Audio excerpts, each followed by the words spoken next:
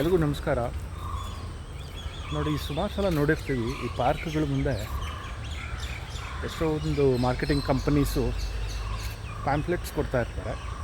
ಅಂದರೆ ನಮ್ಮ ಜನ್ರೇಷನ್ ಅವರು ಪ್ಯಾಂಪ್ಲೆಟ್ಸ್ ಅಂತ ಕರಿತೀವಿ, ಈಗಿನ ಜನ್ರೇಷನ್ ಅವರು ಅದನ್ನು ಸ್ಟೈಲಾಗಿ ಫ್ಲೈಯರ್ಸ್ ಅಂತ ಕರೀತಾರೆ. ಸೊ ಇವತ್ತಿನ ಒಂದು ಡಿಜಿಟೈಸೇಷನ್ ಯುಗದಲ್ಲಿ ಎಷ್ಟರ ಮಟ್ಟಿಗೆ ಈ ಪೇಪರ್ ಡಿಸ್ಟ್ರಿಬ್ಯೂಷನ್ ಮಾರ್ಕೆಟಿಂಗ್ ಸರಿ ಅಂತ ಅನಿಸುತ್ತೋ ಗೊತ್ತಿಲ್ಲ.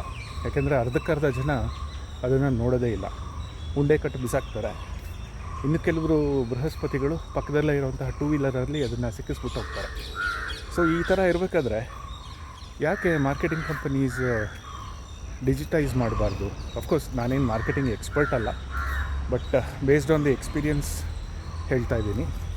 ಹಾಗೆ ಫಿಸಿಕಲ್ ಪ್ರೆಸೆನ್ಸ್ ಇರಬೇಕು ಅಂದರೆ ಪಾರ್ಕ್ಗಳ ಹತ್ರ ಸ್ಟ್ಯಾಂಡೀಸ್ ಇಟ್ಕೊಂಡು ಅಥವಾ ಚಿಕ್ಕ ಚಿಕ್ಕ ಸ್ಟಾಲ್ಸ್ ಇಟ್ಕೊಂಡು ಇನ್ ಪರ್ಸನ್ ಮಾರ್ಕೆಟಿಂಗ್ ಮಾಡ್ಬೋದು. ಬಟ್ ಈ ಥರ ಪೇಪರ್ ಫ್ಲೈಯರ್ಸ್ ಕೊಡೋದ್ರಿಂದ ಏನೂ ಪ್ರಯೋಜನ ಇಲ್ಲ. ಈಗಾಗಲೇ ನಮ್ಮ ಸಿಟಿ ಎಲ್ಲ ಕಡೆ ಗಾರ್ಬೇಜು